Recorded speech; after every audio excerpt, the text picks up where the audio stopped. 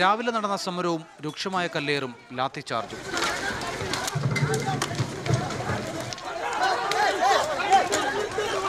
MSF ജില്ലാ president TP Haris അടക്കം 20ഓളം പ്രവർത്തകർക്ക് പരിക്കേറ്റു. തിരൂരങ്ങാടി CI ബാബുരാജ് അടക്കം 9 പോലീസുകാർക്കും പരിക്കേറ്റു. 17 MSF പ്രവർത്തകരെ കസ്റ്റഡിയിലെടുത്തു. ഇവർ നിരപരാധികളാണെന്നും വെറുതെ വിടണമെന്നും പറഞ്ഞായിരുന്നു MLA-മാരുടെ ഉപരോധം. സമരത്തിനകത്ത് ചിലപ്പോൾ കുഴപ്പങ്ങൾ ഉണ്ടായി വരും. കുഴപ്പമുണ്ടാക്കിയ ആളുകളെ പിടിക്കാൻ പോലീസിന് കഴിയില്ലെങ്കിൽ നിരപരാധികളെ വേണ്ടി പിടിക്കുകയല്ല. ഏത് സമരം നടക്കുമ്പോഴും കുഴപ്പമുണ്ടാക്കാൻ ചില ആളുകൾ പുറമേ നിന്ന് വന്നവർ ബോധപൂർവമായ ചില ശ്രമം നടത്തുന്നത് സ്വാഭാവിക. P. ഉബൈദുള്ള, അബ്ദുൽ ഹമീദ്, TV ഇബ്രാഹിം, ആബിദ് ഹുസൈൻ തങ്ങൾ എന്നീ MLA-മാരും പങ്കെടുത്തു. ഉപരോധം നടക്കുന്നതിനിടെ MSF പ്രവർത്തകർ റോഡിൽ തടസ്സം സൃഷ്ടിച്ചു. ഇതുമൂലം നിരവധി യാത്രക്കാരാണ് ദുരിതത്തിലായത്. പോലീസുമായി നടത്തിയ ചർച്ചയിൽ 6 പ്രവർത്തകരെ വിട്ടയച്ചു.